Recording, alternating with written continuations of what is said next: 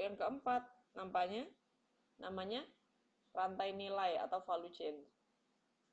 Kalau rantai nilai itu dia menjaring, jadi gini, rantai nilai itu dia menambah nilai satu barang. Jadi misalnya gini, contohnya gimana ya?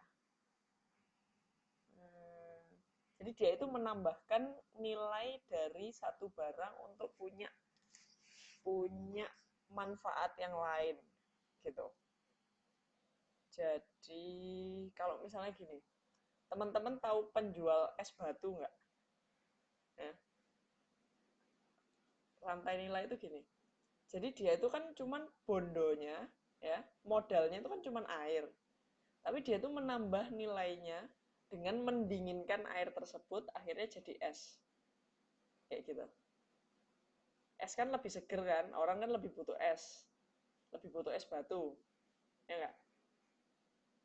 Nah, nanti nilainya jadi lebih mahal. Maaf ya, maaf kalau boso Jawa saya keluar. Jadi, rantai nilai itu semacam kita itu menambah nilai dari suatu barang. Jadi sebelumnya kan kayak misalnya air doang kan segalon berapa sih kayak gitu.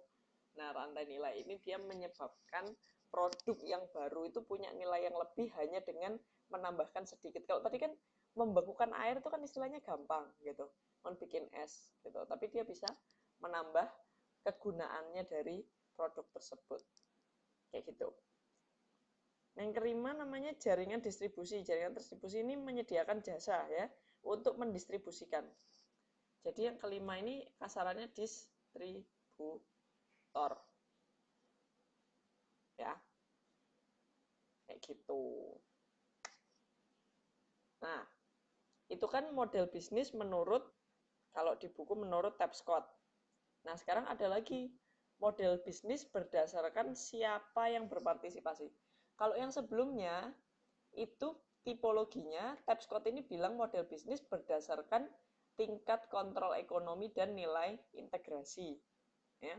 Jadi semakin ke kanan nih kalau teman-teman lihat di sini itu dia semakin mengintegrasikan banyak pihak. Ya. Nah, sedangkan kalau yang di sisi kiri ya, di sisi kiri ini yang Agora sama aggregation itu kan dia apa? Dia tidak mengalokasikan banyak orang, dia cuma bekerja sendiri. Ya kan, istilahnya di sini tuh cuma satu toko, yang kanan ini dia banyak toko. Ya kan? Nah, sedangkan yang atas itu yang kontrolnya paling susah. Ya. Yang kontrolnya paling susah. Kenapa? Karena tidak dia tidak turut campur di dalam situ secara sendiri. Kayak Agora ini tadi kan apa, Biro Jodoh, dia itu cuma mempertemukan doang, berarti dia tidak bisa mengontrol apa yang terjadi di dalamnya, kayak gitu. Nah, sekarang tipologi yang kedua itu berdasarkan siapa yang berpartisipasi dalam transaksi, ya. Siapa yang berpartisipasi. Nah, yang pertama contohnya online store, ya. Online store ini dia menyediakan semua barang, jadi dia kasih informasi produknya lengkap, terus barangnya tersedia berapa, kayak gitu. Akhirnya dia kan mengurangi biaya toko dan biaya pemasaran, ya. Contohnya online store banyak ya, contohnya gampang. Kemudian yang kedua ini hampir sama kayak agregasi atau agregator di slide yang sebelumnya tadi. Jadi dia konten agregator itu dia cuma berupa mengumpulkan banyak penjual. Ya.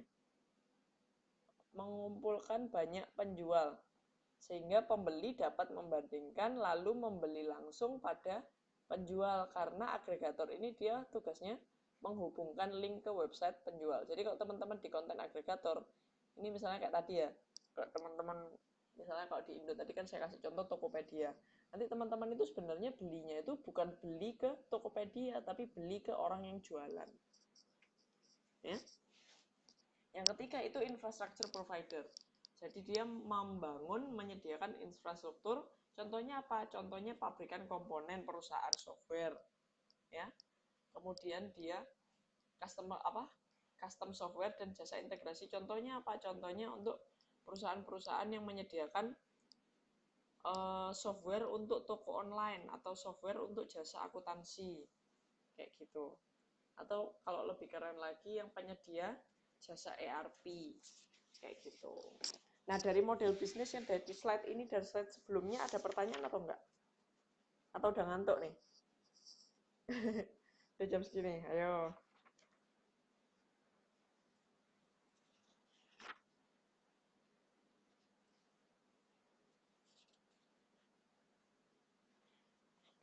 Belum, yang lainnya. Mbak Yulianti, Mbak Triani, Mbak Umi, Mbak Yeni. Gak ada pertanyaan ya, gampang ya. Oke, selanjutnya. Selanjutnya ini masalah penciptaan nilai. Ya. Penciptaan nilai ini maksudnya apa? Memberikan nilai tambah. Kalau teman-teman jualan via online, teman-teman harus punya nilai tambah. Yang pertama, kecepatan pelayanan. Ya. Kalau pakai internet itu kan cepat 24 jam online ya. Jadi ketika ada customer butuh, itu teman-teman bisa merespon dengan cepat. Ya. Yang kedua, itu kan kenyamanan atau one stop shopping ya. Maksudnya kenyamanan ini apa? Teman-teman cukup belanja sekali, tapi misalnya kalau mau beli baju, oh udahlah ke toko online ini aja lah. Udah bisa dapat baju, dapat atasan, dapat bawahan, dapat sepatu. Misalnya kalau teman-teman belanja di Latif itu kan, oh mau beli sweater kayak, mau beli baju tidur kayak, mau beli baju jalan-jalan, mau beli celana, semuanya ada. Kayak gitu. Jadi lebih nyaman. Kalau teman-teman ke toko asli bisa jadi oh cuma jualan baju, nggak jualan sepatu kayak gitu. Nah, yang ketiga ada namanya personalisasi. Personalisasi itu apa? Memenuhi kebutuhan secara individual. Jadi gini, kalau teman-teman ke toko besar itu kan pramuniaganya melayaninya misalnya satu toko itu kan melayani banyak orang gitu ya. Nah, kalau teman-teman dengan internet kan teman-teman bisa berkomunikasi secara intensif one by one. Ya, satu-satu gitu ya. Tapi dengan biaya yang lebih efisien. Nah, efeknya apa kalau biaya lebih efisien? Akhirnya jatuhnya harganya relatif lebih rendah. Karena apa? Karena pengeluaran-pengeluaran kita sudah banyak yang dipangkas. Misalnya kita nggak perlu promosi cetak, kita nggak perlu buka toko, kita nggak perlu bayar banyak penjaga toko, kayak gitu. Ya.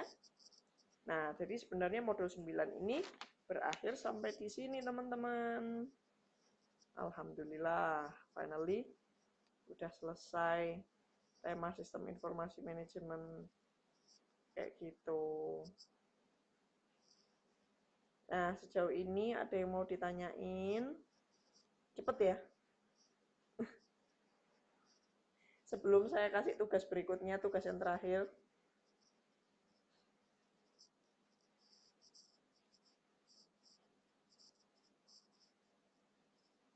Ya ini, habis ini saya kasih.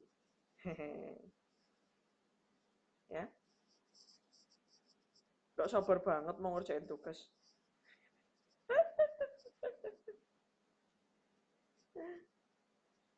Yuk, gimana? Yang lain ada pertanyaan? Halo. Halo. Tak tak.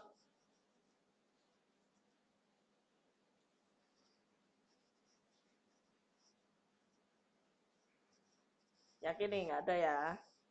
Oh nggak ada pertanyaan, saya kasih pertanyaan nih. Tugas terakhir. Tada.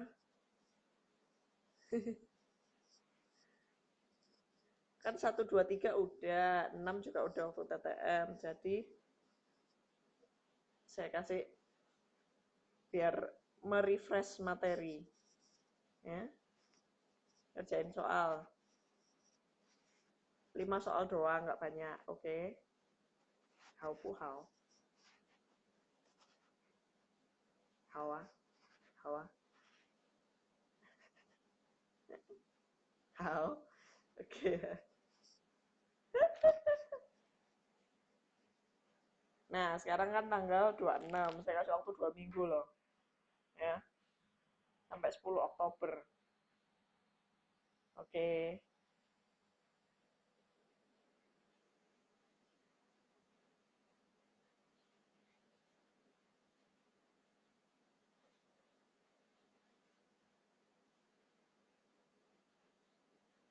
Jawabannya aja. Jawabannya aja.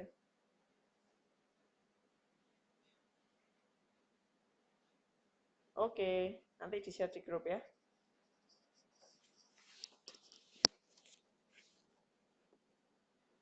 Batasnya itu ada tulisannya tuh, 10 Oktober.